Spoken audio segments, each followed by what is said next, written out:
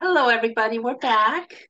And today, as you see, we are going to be doing the visions of Catherine Emmerich, our book club. Be holy, for I am holy. Today's day is the Epiphany, it's the Three Kings Day. So you got my beautiful kings over here. In Argentina, where I'm from, where I grew up, we celebrate more the Epiphany, Los Días de los Reyes Magos, which is the 6th of January, more than actually, for doing the gift exchange, it's in our shoes. We put our shoes out. Yeah, So this is very important to me. That's why I got my kings, because I love the Three Kings. Anyway, so love let's get started. I love when we hear about different cultures and how they celebrate the feast. You'll hear, someone will say, "Oh, it's a big deal. It's St. James Day or whatever," and we're like, "Really?" Like I love hearing about the way they celebrate the feasts around the world Yes, yes. because it brings, Los Días de los Reyes Magos. Yes, yeah, it brings the saints alive. we put our shoes out. We all put our shoes. Every family member puts their shoes out, and we get little things in our shoes. It's not big. Well, Do they're they a talk big about the box that kings? goes under, but Do they yeah. talk And about then the kings? yes, and then we put out hay for the camels, and we put out water and hay and some treats for the kings because they're exhausted from a long journey. So yeah. Oh, I And love they it. leave us little presents in our shoes or under the shoe if it's bigger, but whatever. And do they So, have stories about the kings and stuff? yes, yes, Wow. yes. Like today. Today I'm going to learn a little more about the Three Kings. So I'm very excited. And yeah, and I carried on the tradition with my kids. So I'm hoping they'll do the Oh. same with theirs. We always have the Three Kings Day here, That's also the the important thing. Epiphany. When people come to America, they think, "Oh, I have to be all American." No, you could be American and Oh no. bring your home country here. Like, I wish I had some Irish and Scottish and, I wish I had some of those. Don't, don't have any of them. Okay, so here we go. Journey of the Three Kings to Bethlehem. Wait, except the drinking, not me. The family, they brought the drinking with them. The Irish get the drinking. Oh, okay. Go ahead. Go ahead. Some days after their departure from home, I saw the caravan of Tukino come up with those of Mansur and Sayer at the ruined city.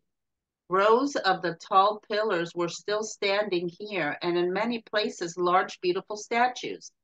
A band of wild robbers had taken up their quarters among the ruins.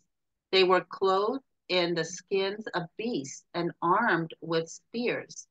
They were of the brownish color, short and stout, but very agile. The three caravans left this city together at daybreak, and after journeying half a day, rested in a very fertile district, where there was a spring around which were many rooms, sheds. This was an ordinary halting place for caravans. Each of the kings had in his train as companions 4 nobles of his own race, but he himself was like a patriarch over all. He took care of all, commanded all, dispensed to all. In each caravan were to be found people of different color. Menser's race was of a pleasing brownish color. Sears was brown, and Tikino's of a bright yellow. I saw no shining black, saving the slaves, of whom each king possessed some. The nobles, holding staves in their hands, sat upon their dromedaries, dromedaries high among the piled-up packages, which were covered with hangings. These were followed by other animals almost as large as horses, on which servants and slaves rode among the baggage. On their arrival, they uploaded the animals and watered them at the spring. This spring was surrounded by a little mound upon which was a wall with 3 open entrances. In these enclosed space was a cistern, somewhat lower than the surrounding surface. It had a pump with 3 pipes furnished with faucets. Over the cistern was a cover usually kept locked. But a man from the ruined city had accompanied the travelers, and he, on payment of a tax, unlocked the reservoir. The travelers had leathern vessels, which could be folded perfectly flat. They were divided into 4 compartments, which then afforded drink to 4 of the camels at once. These people were extremely careful of the water. Not a drop was suffered to go to waste. Then the beasts were put up in an enclosed but uncovered space close to the spring, the stall of each animal being separated from the neighbors by a partition. There were some troughs before them, into which was poured the feed which had been brought with them. It consisted of corn, the grains of which were as large as acorns. Among baggage were bird baskets, high and narrow, which hung on the sides of the animals. Among the broad packages in the separate compartments of these baskets, either singly or in pairs, according to their different sizes, were birds like doves or hens. They served for food on the way. In leathern chests, they had loaves, all of the same size, like single plates closely packed together.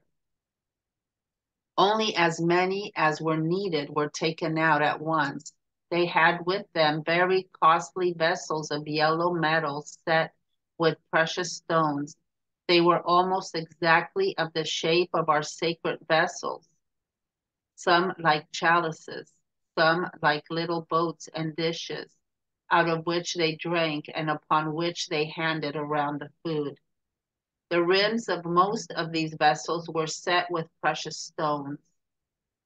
The 3 races were somewhat different in custom. Teoceno and his followers, as well as Mensor, wore high caps embroidered in colors and white bands thickly around their heads. Their short coats reached to the calf of the leg and were very simple, with only a few buttons and ornaments on the breast. They were enveloped in light, wide, and very long mantles, which trailed behind.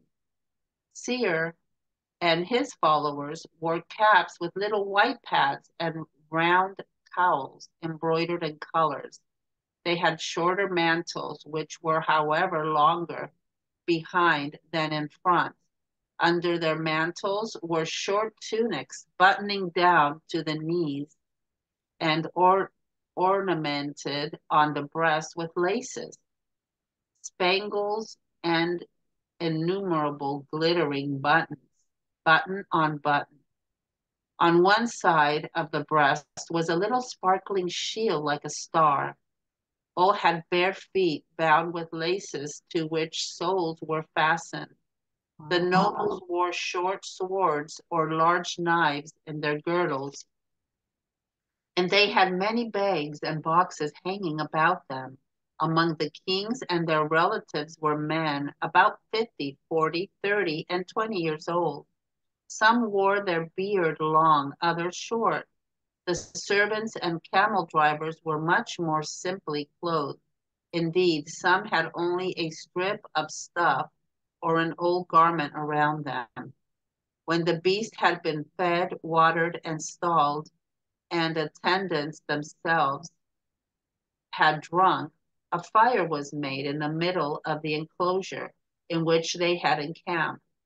The wood used for that purpose consisted of sticks about 2.5 feet long, which the poor people of the surrounding countries had brought hither in well-arranged bundles, as if prepared expressly for travelers. The kings constructed a 3-cornered long pile and laid the sticks around the top, leaving an opening on one side to admit air. The pile was very skillfully put together, but I cannot say for certain how they lit the fire. I saw one of them put one piece of wood into another, as if into a box, swing it round and round a little while, and then draw it forth burning. And so they kindled a fire, and then I saw them killing some birds and roasting them. 10. The three kings and the ancients acted, each one in his own family, like the father of the house, cutting up the food and helping it around. The carved birds and little loaves were laid on small dishes or plates, which stood upon little feet and passed around, and in the same way the cups were filled and handed to each one to drink. The lowest among the servants, of whom some were Moors, reclined on the bare earth. They appeared to be slaves. The simplicity, the kindness, the good nature of the kings and nobles were unspeakably touching. They gave to the people who gathered around them something of all they had. They even held out to them the golden vessels and let them drink like children. Mensur, the brownish, was a Chaldean. His city, whose name sounded to me something like Akajada, was surrounded by a river and appeared to be built on an island. Mensur spent most of his time in the fields with his herds. After the death of Christ, he was baptized by St. Thomas and named Leander. Here, the brown was on that very Christmas night stood prepared at Mensur's for the expedition. He and his race were the only ones so brown, but they had red lips. The other people in the neighborhood were white. Seer had the baptism of desire. He was not living at the time of Jesus' journey to the country of the king. Theakino was from Media, a country more to the north. It lay like a strip of land further toward the interior and between two seas. Theakino dwelt in his own city. Its name I have forgotten. It consists of tents erected on stone foundations. He was the wealthiest of the three. He might, I think, have taken a more direct route to Bethlehem, but in order to join the others, he made a circuitous one. I think that he had even to pass near Babylon in order to come up with them. He also was baptized by St. Thomas and named Leo. The names Casper, Melchior, and Balthazar were given to the king because they were so well suited them. For Casper means, quote, he is won by love. Melchior, he is so coaxing, so insinuating. He uses so much address. He approaches one so gently. Balthazar, with his whole will, he accomplishes the will of God. From Mensur's city, Seer dwelt at a distance of 3 days' journey, each day counting 12 hours, and Theakino further on at a distance of 5 such days. Mensur and Seer were together when they saw in the stars the vision of the birth of Jesus, and both set out on the following day with their respective caravans. Theakino also had the same vision in his own home, and he hurried to join the other two. Their journey to Bethlehem was about 700 and some odd hours, and the odd number 6 occurred. It was on the journey of about 60 days, each day 12 hours long. Wow. But they accomplished it in 33 days on account of the great speed of their camels, and because they often traveled day and night. The star that guided them was like a ball, from whose lower surface light streamed as from an open mouth. It always appeared to me as if guided by an apparition that held it by a thread of light. By day, I saw walking before the caravan a figure more brilliant than the light of the sun. When I reflect upon the length of the journey, the rapidity in which they made it appears to me astonishing. But those beasts have so light and even step that their march looks to me as orderly and as swift, their movements as uniform as the flight of the birds of passage. The homes of the three kings formed a triangle with one another. Mensor and Seir dwelt nearest to each other. Aquino was most distant. When the caravan had rested till evening, the people that had followed helped to load the beasts again, and then carried off home all that the travelers left behind them. When the caravan set out, the star was visible, shining with a reddish light, like the moon in windy weather. Its train of light was pale and long. The kings and their followers were part of the way on foot, beside their animals, praying with heads uncovered. The road here was such as to prevent their traveling quickly, but when it became level, they mounted and pushed on at a swift rate. Sometimes they slackened their pace and all sang together, the sound of their voices on the night air producing a most touching effect. When I gazed upon them riding forward in such order, their hearts filled with joy and devotion, I could not help thinking, if our processions could only pattern after this. Once I saw them passing the night in a field near a spring. A man from one of the huts in the neighborhood unlocked it for them. They watered their beasts and without unpacking refreshed themselves by a short rest. Again, I saw the caravan upon a high plateau. On their right extended a mountain chain, and it seemed to me that they were drawing near to a point in the road where it again made a descent onto a thickly settled district whose houses lay among trees and fountains. The inhabitants of this place wove covers out of thread stretched from tree to tree and adored images of oxen. They bountifully supplied food to the crowd that followed the caravan, but the dishes out of which they ate were used no more. I was surprised at that. The next day, I saw the kings near a city whose name sounded like Kosthur, and which was built of tent on stone foundations. They stopped to rest with the king to whom the city belonged, and whose tent palace lay at a little distance. The three kings had since their meeting traveled 53 or 63 hours. They told the king of Kosthur all that they had seen in the stars. He was very greatly astonished. He looked through a tube at the star that was guiding them, and in it he saw a little child with a cross. Wow.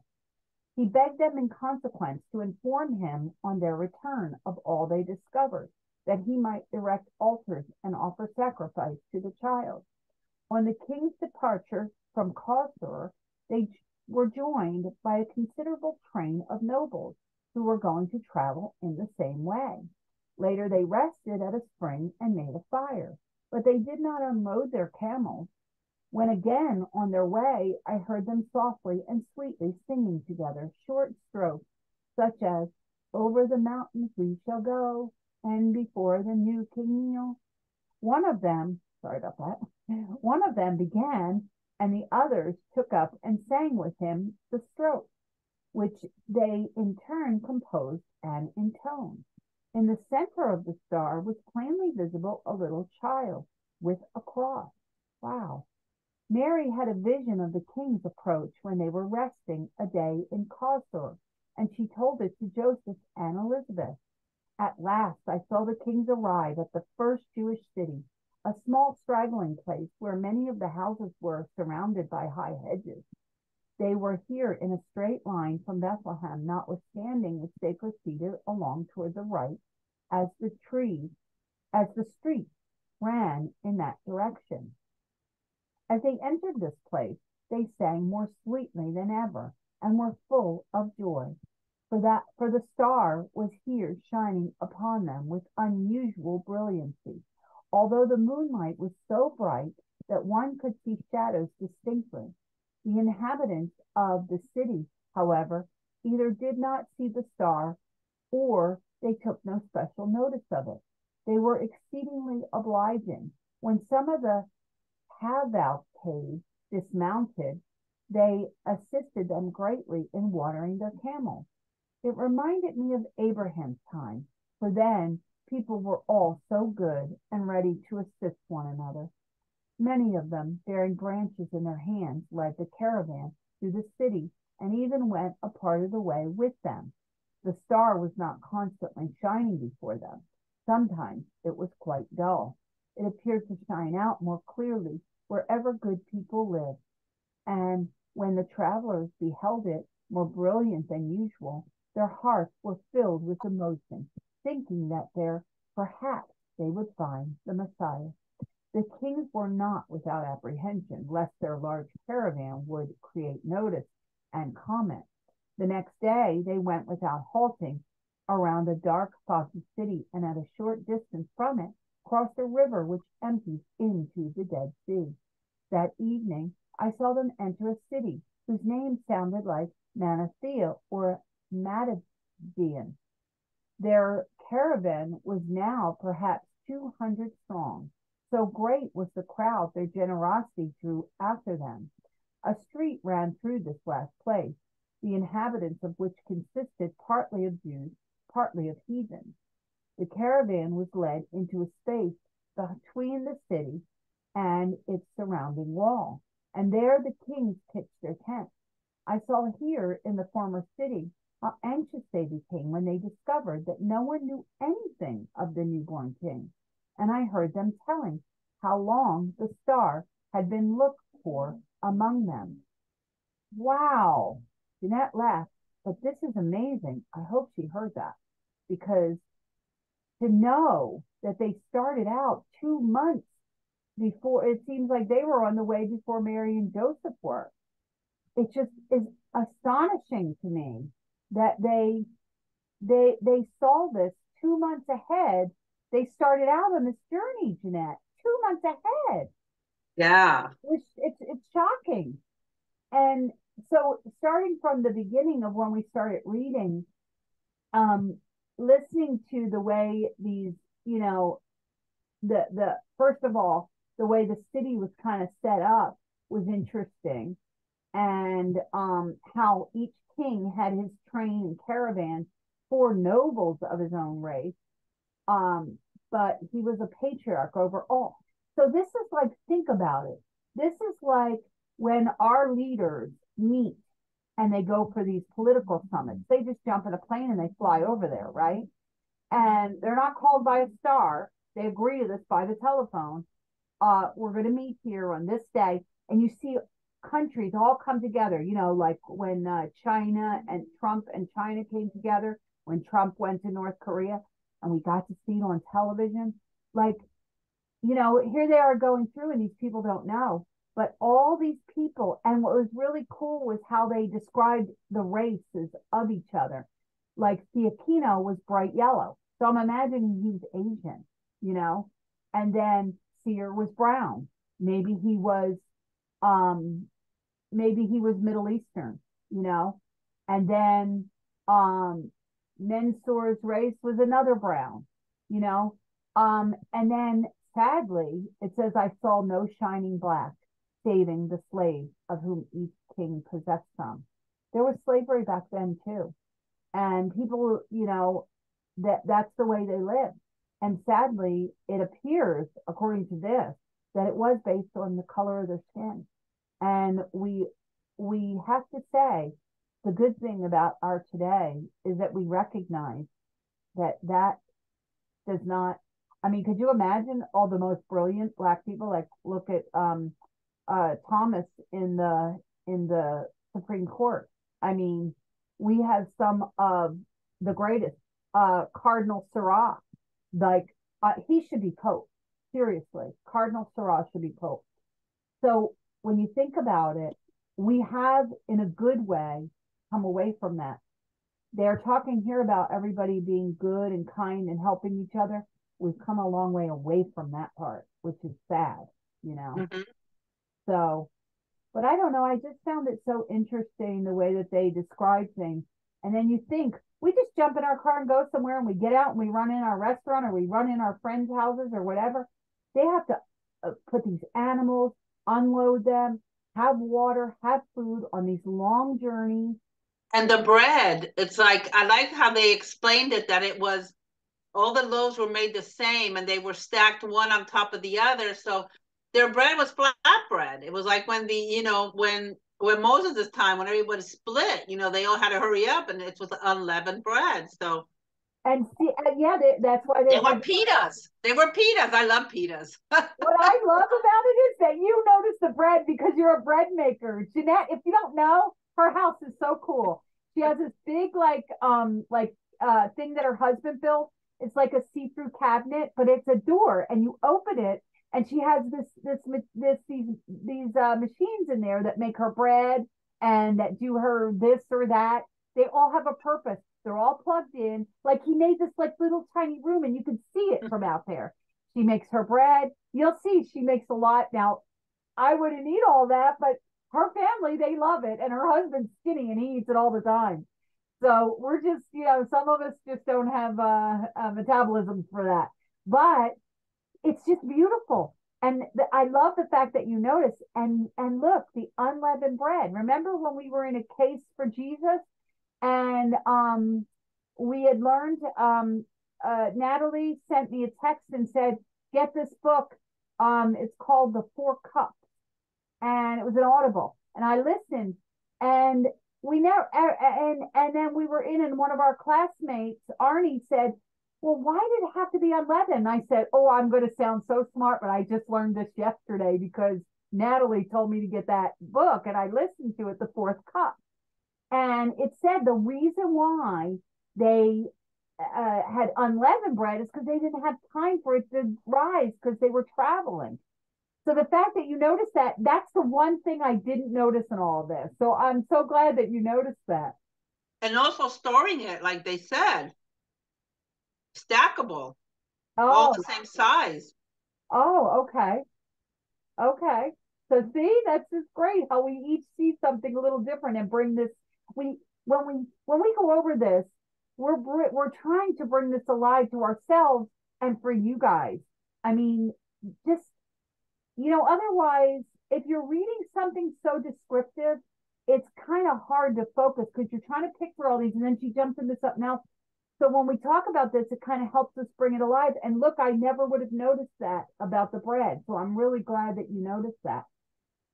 Then they're talking about these animals, and they are feeding them with, they had to have the partitions and the troughs with the food. They had to have all this with them.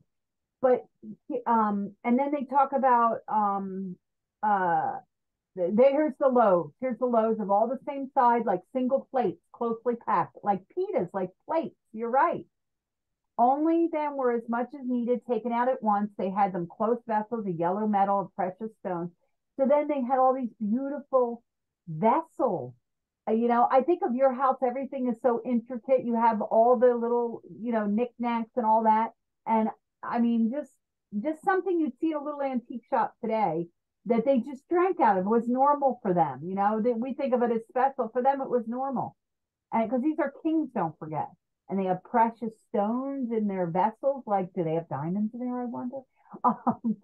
And then when they talk about the three races and the differences in their costumes, and Theokino and their high embroidered and colors and, wound thickly around their heads, and their short coats reaching half the leg. Like listening to, they all dressed a little differently. They were all a little different in color, different ornaments on their clothing. And then when they talked about the shoes were just leather with laces bound around them. Think about it. You just don't want stones hurting the bottom of your feet. They didn't think of like making whole shoes. They just had laces bounding this leather on the bottom. We just got fancy and enclosed it all. There was no arch support, nothing. And those people walked, man. They didn't have no Nike Airs or anything. Right? Those guys walked some miles. No Nike Airs. I love it. No Nike Airs. Woo! So anyway, it just was interesting hearing. this long travel of 2 months. And then the poor people on the side. You know, today we have Burger Kings on our way and McDonald's, and we have, you know, and you can stop and get something. They're arranging little bundles for them to make fires so they can make their food, right? And then she didn't see how they lit the fire. And I'm like trying to imagine this little box and swinging it around, you know. I don't And they know. brought all these creatures hanging from their um things, just dead. Just there was no refrigeration, no nothing. So I guess they had to hunt a little bit at a time because they had to make it not go bad. This was a long trip. This was very planned, very well, you know. Well, you know, Yeah, I remember living a time in Argentina when we had a little it was called casilla, which is like a little hut. It was like a little cabin, but in the cabin, we didn't have any. I mean, we had an outhouse. We didn't have any light. We didn't have any refrigeration, nothing. And I lived there for months, sometimes maybe even a year, I remember at a time. And it was cold sometimes and everything, but everything was hung in like cages off the trees. And the cheese, my grandmother would make it from milk, and the milk was coming out straight from a cow. We had to, you know, do it and boil it and get the stuff off the top and everything. So we were able to drink it and stuff. And I'm thinking, oh my gosh, those were the best times of my life. I will never forget that. We had a pump for water, and next to it was this delicious peach tree. Never in my life did I have such good peaches. It was just an amazing time. Did you help like make the cheese and stuff? No. Oh, how No, come? no, I didn't. I just watched. You just, I don't oh, know. okay. It's something my grandma would do. But you she didn't. saw each step. Oh yeah, yeah. I would be watching. What going to do next. Yeah. Well, you know, and that's why you if you don't know this, Jeanette is in her kitchen. We'll be talking. She'll be doing things, and she'll be doing stuff while she's making stuff, and you know she's harvesting, and she has all her towers out there. So that is why, you know, you come from that, and your kids are lucky to see that in our day today. That's like, I went on one vacation once with a family, a friend of ours in New Hampshire, and my mom let me go, and it was a little cabin, and we got to swim in a quarry. We had a pump for water. I don't remember if there was electric. I don't remember, but I think there was electric. But it was, I think, in Bath, New Hampshire, or something up there. But it was a little cabin in the woods, and oh my gosh, I loved it so much.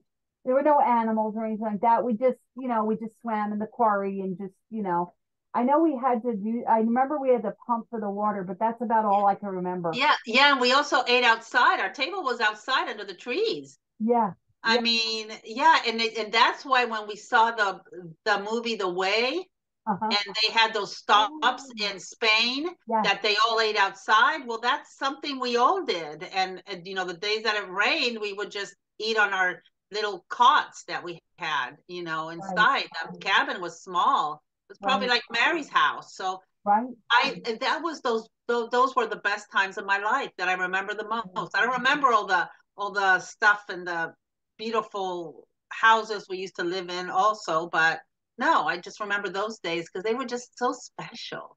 Did you have little friends, or you were just hanging around the adults? No, I never really had friends. So you I were always watching every step of what your grandma was doing. yes, That was yes.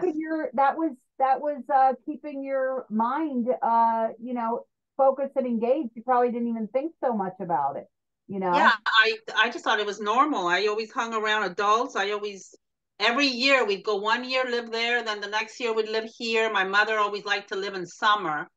So I would go back and forth from America to Argentina, USA, California. But anyway, enough about me. Well, wait a minute. This is an awesome trip that they had. Wait a minute. Tell me one thing. Where in California were you? I lived, well, we lived in several places, but Norwalk. Oh, okay. Norwalk and Anaheim. It was by Disney World and Knott's Berry Farm. Yeah. Oh, okay. Well, anyway, let me just say this real quick. My son, he went to this little private school, for, I don't know, a year or two. And I would do the marketing for them. I worked, I was still nursing, but I worked for them at times I wasn't nursing. And I would call people and do marketing and put, data together for them so that they could market. And we went on a trip, and it was like somewhere here in Florida. We stayed in these little huts, and there was no electric or anything, and we ate outside like you were talking. And it was cool. So that's what it reminded me of when you were saying That's it. awesome. I love it. And then you cooked on the fireplace. We had a big fireplace. Yeah, we did with wood. Yeah, and newspaper we put in between to yeah. It was fun. I loved doing the fires and stuff. And my son got to see it, and it just happened to be a school trip that they did. And it was just like a weekend, like 2 nights, but it was fun. But anyway, and I got to do it as a kid with fire girls or whatever they were called. What are they called? Firecracker girls or? Oh, I don't know. I never heard of them. Something. It was something like Girl Scouts, but a little bit younger. And we went and we did all the similar things when I was a kid. So I was glad my son got to experience something similar. How fun. Anyway, yeah. But anyway, so here they are. The 3 kings acted one in his own family.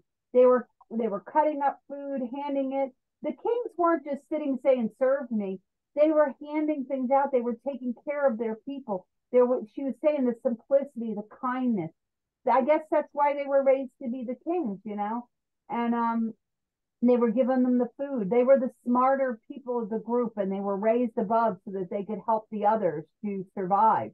That's what it was all about, survival and protecting. With kings, like today we have government. They're kings, they were protecting their broods. And they were really nice. They were so kind. Yeah. And I love that they converted to Jesus. How did they do that? They said that were they baptized by who? By John? No, John wasn't there yet. No, Thomas. One of them said Thomas. Thomas. Okay. By the end, they were all, but the star is what called them. God called them. Like the priest said to us, you were called to a higher prayer. God calls us in our hearts. The more we're praying, the more He can reach us. We have so many distractions. These people, their distractions were the birds, the meat, the travel. They had to keep their water. Those are their distractions, but they were done in silence. They didn't have these little devices talking all the time. Yeah. And they must have had some kind of a vision or something to start this journey, And also I know later on, which it might be, here it is. Genealogy of the Kings is coming tomorrow. Oh, but I'm sure that it's going to be in there somewhere how an angel or a messenger, or I don't know, a vision, maybe she'll explain it better, came to them so they would travel differently on the way back because they didn't want. So I'm sure that they were also guided by a messenger of some kind, right? I'm excited for tomorrow already. But the thing is that this star, and I want to find that movie again. Remember that it's a pretty recent, in the last 10 years, about the star. They actually have scientific proof about that star.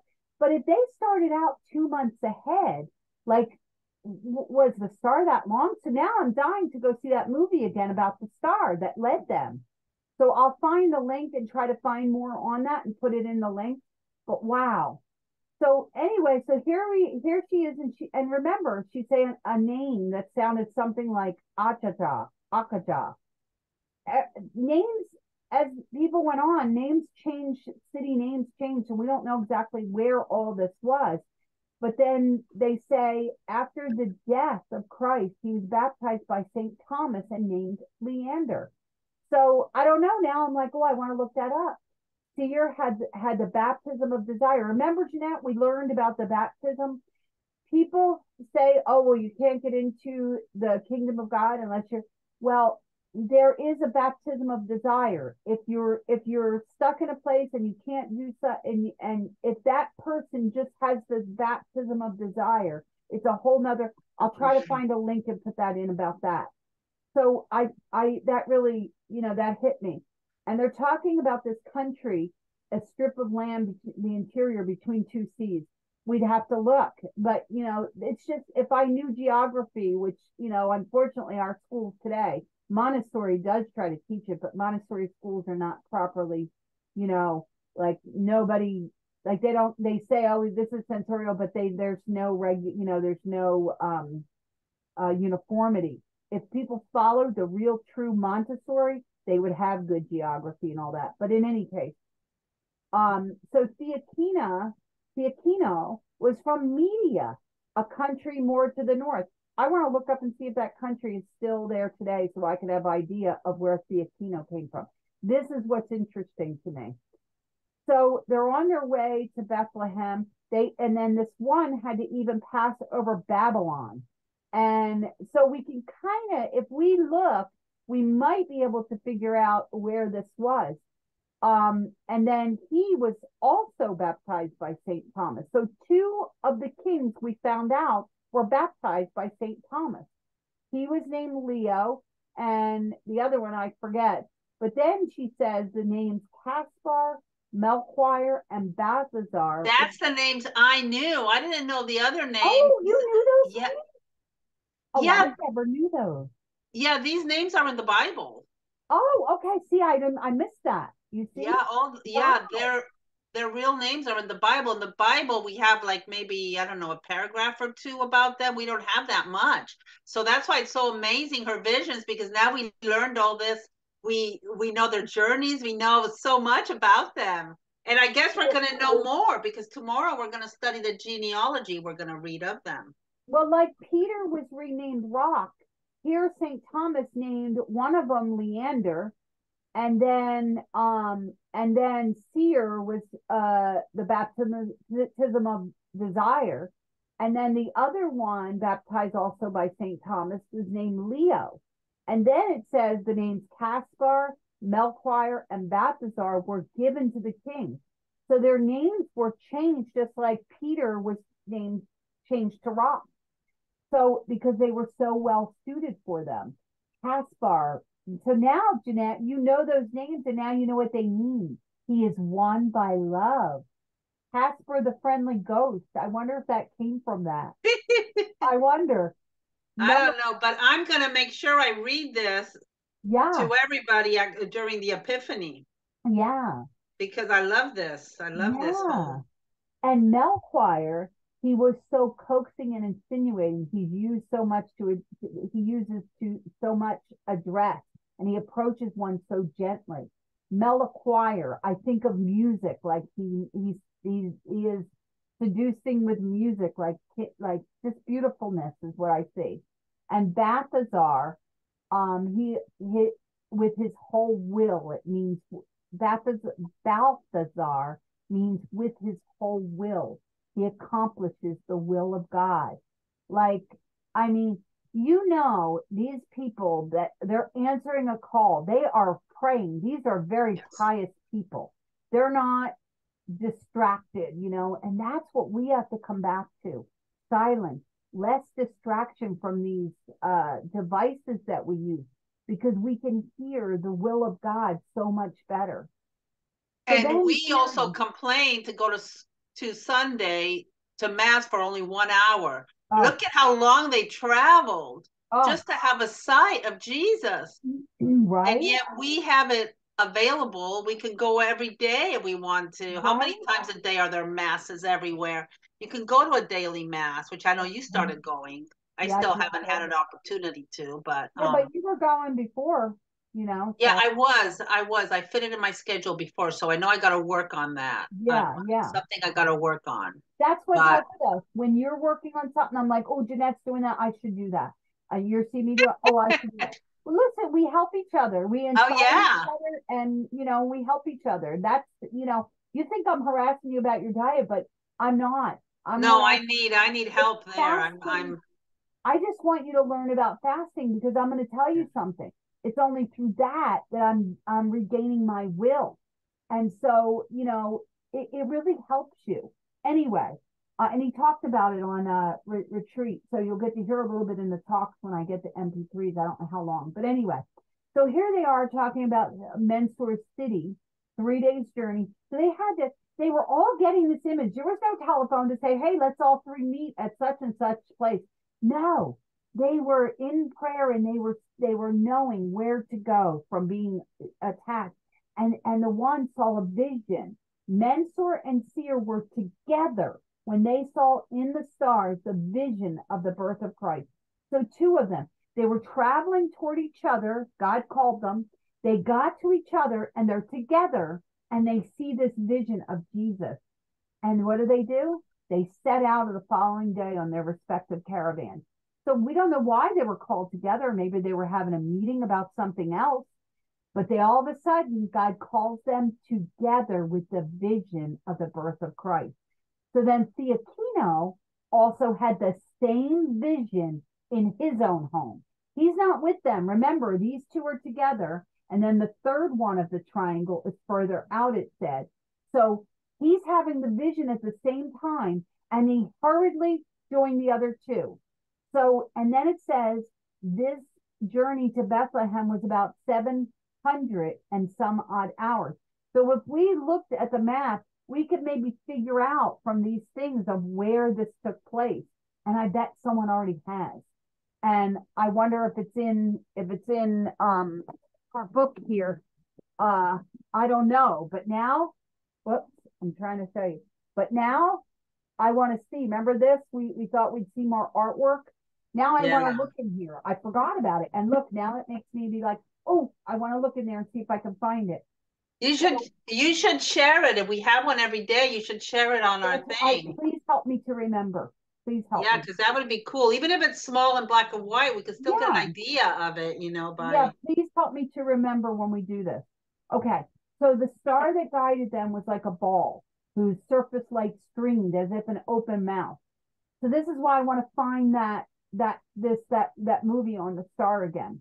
So it was more brilliant than the light of the sun, Jeanette. That's what it says here.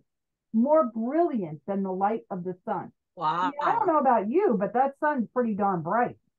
Yeah. So, yeah. And then she says, when I reflect upon the length of the journey, the rapidity at which they made it appears to me astonishing.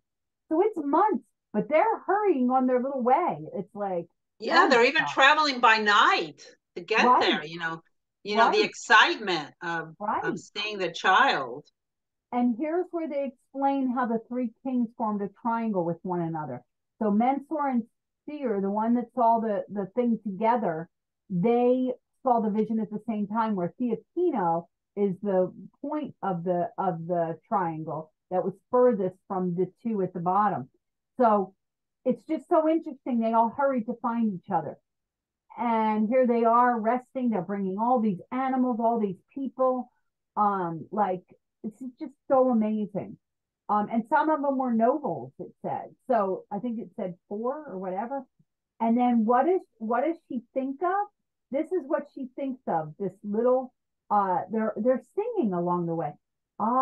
If our professions, no, this isn't the song. This is her thinking, wow, if we could all be so joyful. Yeah, but we're not all on our way to see Jesus. Right?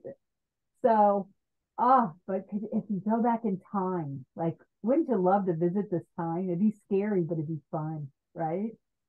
I love time travel things. But we're so blessed that in this time we can read about those times, because there's so much other stuff that happened afterwards, which the people in those times didn't know.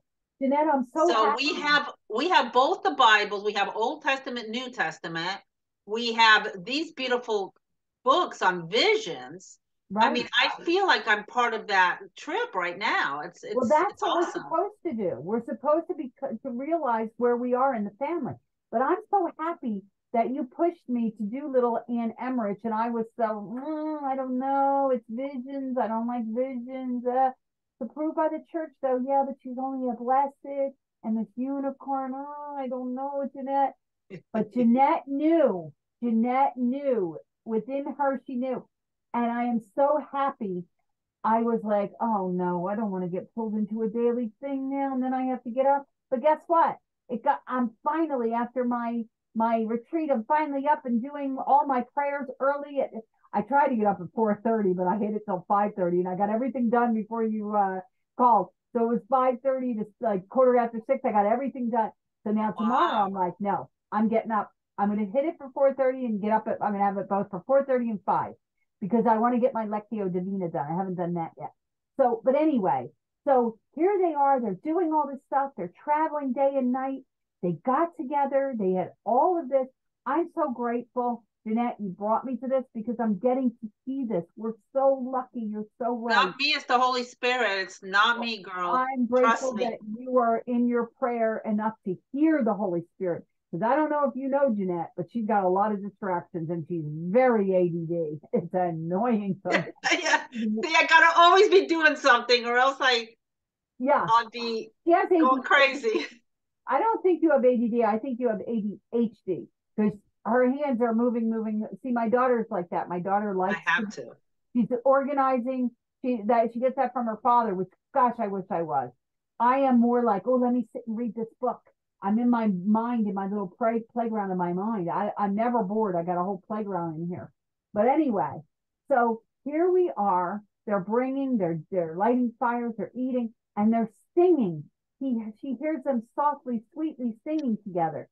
Over the mountains we shall go, and before the new king kneel. Sorry about that. But I like it. they're singing this beautiful song. Oh my gosh. And then they're looking up in a tube. And what do they see plainly visible? A little child with a cross. They're telling this. Now, is this a good guy? Because they're telling him, because the others are looking out and they're like, well, what are you talking about? And it says that they uh that other people don't know and they're looking up in the tube and they see. So I don't know if they're talking about someone else or they see it. So, and then Mary has the visions of the kings that are on their way. And then she tells Elizabeth and Joseph, we're about to have kings. Was it Anne or was it Elizabeth? No, Elizabeth. She said she had to go and visit with family. She would when the kings come, they knew exactly when they were coming. Yeah. She didn't say, "Oh, I want to stop and see the kings," like I Yeah, was. that was yesterday's reading. Yeah, she wouldn't be saying like I would be doing. She's like, "No, let me go visit." So she told Joseph and Elizabeth, and they know they're coming. And in the meantime, Anne comes. So I'm wondering where was Anne when the three kings arrived? Was that after? I don't know. I have to go back and look at yesterday. But you see how this is helping us learn the Bible a little bit here. Yeah, kind of fits. I love it. And then And if you guys missed any of the other stories and you'd like to see them, sometimes it's hard to find on Facebook. So you can go to Anne. I was gonna call you Anne. Hen has it's called Mama's Teachings. right, Mama, what's it yeah, called? Mama's Mama Hen Catholic teaching. Mama Hen's Catholic Teaching. It's on YouTube. Yeah, it's actually So you can look it up. it's in my bio link or whatever. You'll be able to see it. Oh, okay, okay. And But if not, also it's Mama Hen Catholic underneath Teaching. this, I put a link that has the playlist to all of our readings on this, and you can go back and see each day from the very beginning. So just click on that link. It's going to be underneath of this. Even in the YouTube, I put the playlist. So if you're on Facebook or YouTube, you can just click on the link of the playlist and see all the other ones. Yeah, because there's some really good ones, Oh, guys. Really are. especially when he was born. Oh my gosh. Anyway, so here we are. They're arriving in the first Jewish city, and he's describing the houses with high hedges. You know, they didn't have heat and stuff and air, but hedges they would put around their houses so it would keep it insulated a little bit. It sort of helped with their insulation, I believe. I'm just guessing. Anyway, so here they are, they're singing and they entered this place and everyone's looking and they're like, who are these people? Where are they coming from? What are these? You know, think about it. Their city is all of a sudden they have these three kings with these big caravans with nobles and they're like, who is all this? And no, they don't know what's happening. There's no news to tell them this caravan's coming. And so, but they're welcome and everybody's like, well, what's happening? And they're thinking, and it appeared to shine out more clearly wherever good people lived, and the travelers beheld it more brilliant than the rest. Their hearts were filled with emotion, thinking that perhaps they would find the Messiah. All the time, every day, people are thinking of, do you think the Messiah is coming? Do you think we're on the other side of that? We already know the Messiah came, and some people are ignoring it. But these pious people were thinking, is the Messiah coming? And is the Messiah coming? The kings were not without apprehension. They knew that their big caravans would create attention. The next day they went out and they were just traveling all around, and the crowds generously drew near them. A seat ran to the last place. The inhabitants they're like, oh, what's going on? What's going on? And some became anxious. No one knew anything of a newborn king. So as they're going, they're telling people what's happening in these little Jewish cities. And they're like, what? The Messiah is coming? And how long the star had been looked for among them. They've been hearing this story forever. And here's all these people coming in. They're like, this is about to happen. This amazing thing is about to happen. Because remember, during this time, Jesus is still being born. And it's 2 months ahead. So on their way, they're telling these people these things. And then tomorrow, we get to see the genealogy of the kings. Oh my gosh, was this a beautiful reading today to learn about the kings, Jeanette. And Jeanette to tell us about her amazing Argentina custom of how it was more important than Christmas. The kids even got their presents on the Three Kings Day. Because Christmas, if you think about it, Christmas, and you get Christmas presents. Why do we get Christmas presents? I mean, there is a story behind that, but it wasn't necessarily gifts you got. You got like little things to celebrate with. Right. But the Three Kings were really the ones that officially brought presents to baby Jesus. The story goes that St. Nicholas was helping these 3 girls have a dowry, and something about throwing socks through the window or something with coins. Well, coins, because he had a lot of money, and he was actually, I think, like, he was a priest. He was a bishop. He was a bishop. Yeah. And he would always be helping people. He'd always be giving them things that they needed, especially the kids. So he would give them toys and stuff. Mm-hmm. And this one family, their daughters wanted to get married really badly. Was it 3 daughters? I think so. And they didn't have a dowry. I don't remember exactly that well. I normally read it, but Christmas time, and so in order to be able to get married, you needed a dowry, but they didn't have it. So he went one night, and he threw from the window inside of socks. He put money, coins, gold coins and socks, and threw it into the house. Yeah. And they didn't know where it came from. And so I don't know how the custom started of the putting it into shoes from socks, but now we have stockings. We hang stockings. I think the shoes came from the 3 Kings. I have to reread that story. I forgot it. I'll look for it. If you can find it, send me a link. And okay. Yeah, and so we'll put it in the links. But I just love that. That's the Saint Nick story. And then I want to find all about your custom in the 3 Kings. I want to find out about that. Like, I think Mexico and other Latin countries also celebrate the Epiphany like that. Yeah, I'm pretty sure they do. Yeah, so I'm going to look all that with the link. Yeah, and we also have like a special rosca de reyes, which was like a circular cake with a hole in the middle, and it was like a thin, and then inside of it, we would have like little places. Can you link for that? I don't know if it's out there. I'm gonna have to look it up. Can you just spend a few minutes, because I spend a lot of time looking up these links. Can you? Okay, I'll try to find it. I'll try to find one. All right, guys. What a love you guys. We'll see you tomorrow. God willing. You. Bye-bye. Bye.